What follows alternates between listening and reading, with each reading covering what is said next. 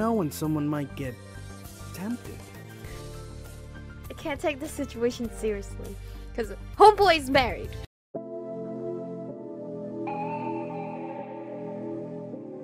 We're born in the moonlight.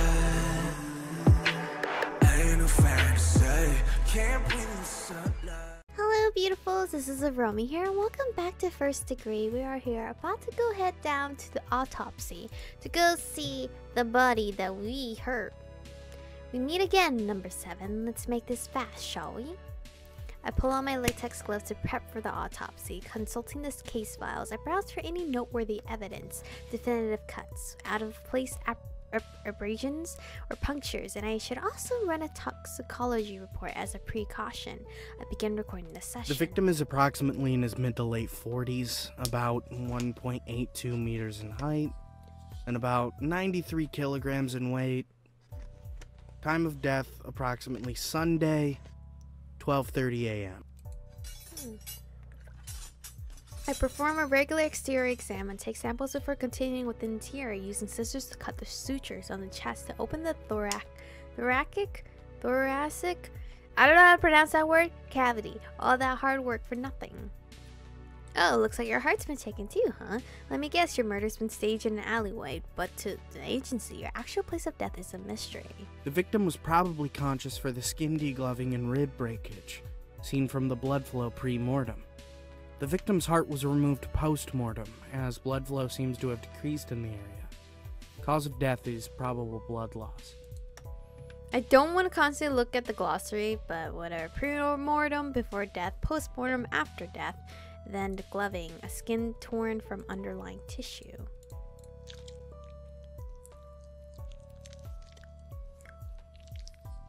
What is that noise? This guy should take it easy on his liver. Feeding the organs through each through each hand, I feel for any inconsistencies in the flesh before palpating the site of the wounds and sutures. Palpate, examined by touch. Everything's consistent so far. Pulling a hand out of his chest, a long string of syrupy blood follows and marks a trail down to the victim's side. What's this? Lying on the corpse's stomach, the dark colored material is coated with red tar and imitates a flesh-like quality.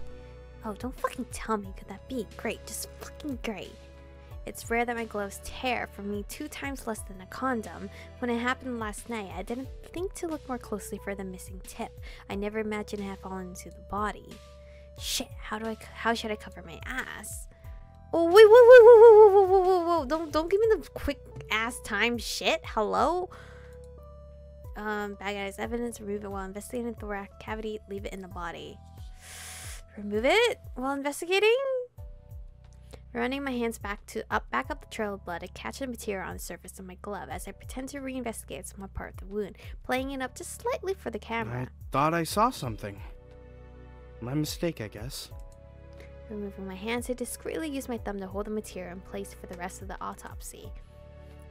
Alright, that wasn't noticeable. I just need to dispose of the gloves and everything will be fine. I should just conclude the autopsy for today. Closing the incision, I cover the cadaver, with a body sheet and remove my gloves and toss them in the hazard bin. Afterwards, I place a few bags of evidence containing pieces of the victim's hair, skin, and blood samples on the counter. Resting my hands on the countertop, I sigh as I look down at the evidence bags. To finish my autopsy, I pull out a coroner's report to file my paperwork. I draw the wounds onto the male model on the paper and file the cause of death as blood loss. Slipping my phone from my pocket, I dial Detective Seal's number to update him that I've finished for the day. Hello. What did you find? Not much, but we both knew that. Figures. I'll be down in a minute. I can't help with the freaking icons. Okay, see you in a few, boss. I hang up the phone and wait for him in the hall. I pace slowly in the hallway before looking down at my feet with hands in my pocket as a small touch startles me. As a brown-gray stained bag taps my arm, I turn to find Detective Seal smiling at me and holding it out between us. Peace offering? Oh, is it my sandwich? I didn't know we were at war. Reaching out, I take the bag and peek inside to find my favorite, a hot, freshly made breakfast sandwich. Okay, it is. As I take a bite, a shadow looms over me and suddenly my back is flush with the wall. Not that I mind. What the fuck? Wow, you got this just for me? What the fuck is going on here? Wait, sir, I need a quick save just because I didn't check if I could look at the gallery. Force of habit. I have crumbs. Are you gonna look it all for me? Is that crumbs or is that egg? What is in this sandwich? You're just feeding it. Literally. Feeding what? And you make it hard to quit smoking. What the fuck is going on? I asked you to quit, You're but you didn't married. have to. You're married. This is a big no-no. Once you get divorced, it's a maybe. Didn't know you cared so much. But sorry, I'm going for the twins. Most guys don't want to kiss a guy that smokes. Since when did you have plans to kiss me? This happened in the actual game? Demo last time? I don't remember. Just looking out for an important guy like you. Never know when someone might get tempted. I can't take this situation seriously. Because homeboy's married. Or maybe I'm the one who's tempted. Whoa, don't say that in my ear. Detective Steele leans in and cups my chin in his hand. I'm very flustered right now. I do not know how to react. He stares at my mouth before shifting back to my eyes. I thought you were married. That has nothing to do with this. No. No. No. You're fucking married. Ray, don't step. Don't step onto this. You don't. Don't. That's just bad news. Nope. You're the mistress, Ray, unless you like that. Detective Steele's thumb brushes my bottom lip as he leans in closer. Normally, I wouldn't be so flustered at an older man coming on to me, but at his closeness, my lids get heavy and my head leans in. My heart picks up speed and I lick my lips in anticipation. You have a little something right here. Yeah, you have a little something right there. Wait, is that left or right? Whatever, it's on your ring finger. Detective Steele catches a crumb of bread between his fingers and casually tosses it away.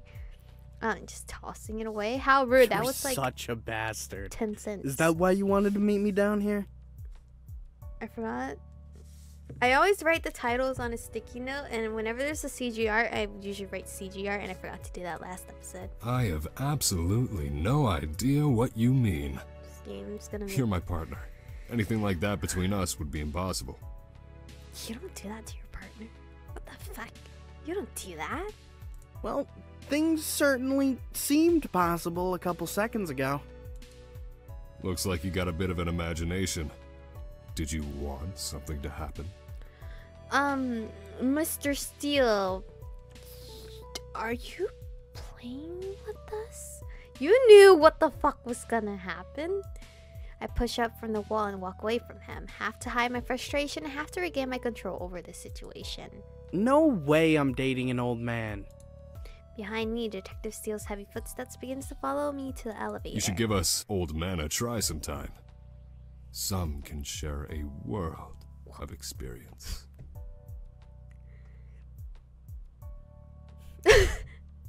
I'm very confused. You're leading me on, and then you're like, no, what are you imagining? But then you're still leading me on. Stop. You're married. If you haven't noticed, it says in my file that I'm a very responsible and very mature employee who would never screw his boss. Yeah, you say that now. But we're about to be alone in your office for who knows how long. Stop it! Hey, stop it! Shut up and let me eat in peace. We take the elevator together. The scent of my breakfast mixing with the scent of lingering cigarette smoke. I finish eating before we make it to my office. You know, I really appreciate you getting me the sandwich. No problem, even though you barely deserved it. How can you say that? I actually worked today. I was gonna say that I fucking worked today. I could have just been like, nah, I'm sleeping. That's why I said barely. But it would be nice to get this kind of production out of you more often. It seems to me that if it's not the doctor, you're not interested. There will be a lot of mundane cases coming through that door. You're gonna have to figure out if this is what you really want to do. I am interested. I just wish it wasn't so paperworky. I spend more time drawing fucking pictures than my actual job. What's your job? Paperwork is the job. Just remember that before you ask for that work extension. It's not just here. No matter where you go, you could expect the same. Is that your subtle way of asking me to stay? Am I leaving? I want you to stay. Is that less subtle? Yeah. Why are you so set on this? I'm not that good. We both know you're not the humble type. You are that good. Anyway, let's talk about what you found. Fill me in. My heart skips a beat as he asks. Why? Should I tell him? It could save my ass the trouble later if I do now. Nothing out of the ordinary. What were you expecting? Something in exchange for that breakfast sandwich would be nice. What? I'm here. I'm working. That's the exchange. What, you want a refund? That's not the way it works. Well, maybe Mito will find more on the follow-up. That gambler? You know they take bets over this shit, right? I know. I got kicked out of this pool. Kicked out? Yeah, apparently I had too much information. So in other words, you were kicking their asses. It's good money. Not that I need it, or that it's totally ethical betting on the dead. Which is why I wouldn't expect it from you. Gotta do something to keep yourself sane. Gambling? Gambling to keep yourself sane?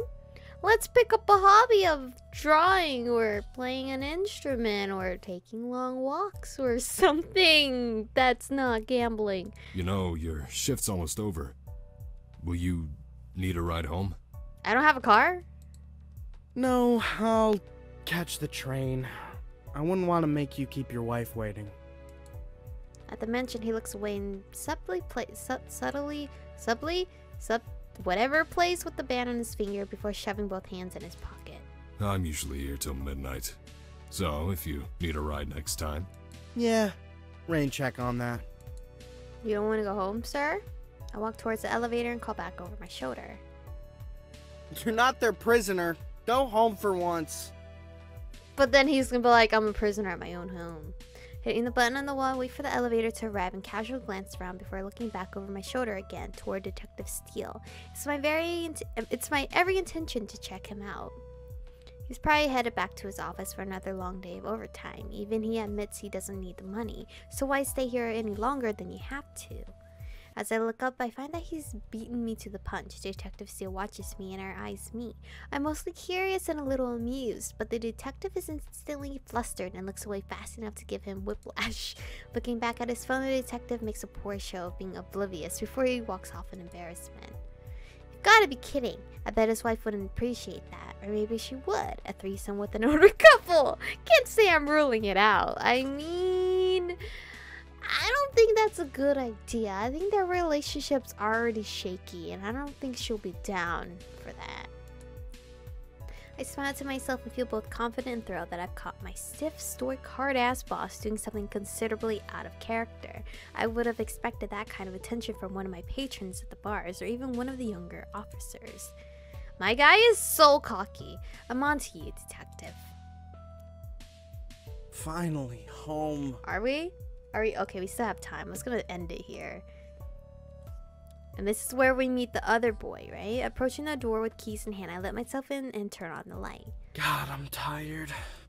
The bunny boy. After making my way through the mudroom, my black cat, Key, or Kai, Key I assume, greets me with a nuzzle and a hungry meal.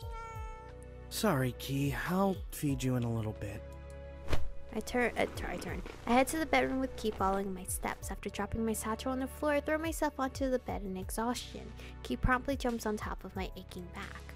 Maybe you really are unlucky, Key. I'm starting to slip up. My eyelids slowly lower and allow me to drift into sleep despite Key's hungry mewing. What's that sound? Ugh, just let me sleep in. Or sleep, shit. Multiple doorbell rings, quiet tapping. Damn it, was there a tutoring session scheduled today? Shit, slept on my glasses. Groggily, I sit on the edge of my bed, elbows on knees. I rub at my eyes with the heels of my palms, trying to wipe away the crust. Walking to the mudroom, I hesitate to unlock the door for my prized pupil. And this is where I am going to stop. Where are my quick saves? Okay, they're right there. Oh, I should have quick saved. No, I did. Okay. In who? I actually need to check later if there's a gallery. But anyway, this is where we're gonna end today's episode off. I really don't know if the demo was any different from the previous demo because your girl has short-term memory, so if we're ending up playing the game again twice in a row, I guess why not. But anyway, thank you guys for watching. Stay beautiful, and I'll see you guys in the next one.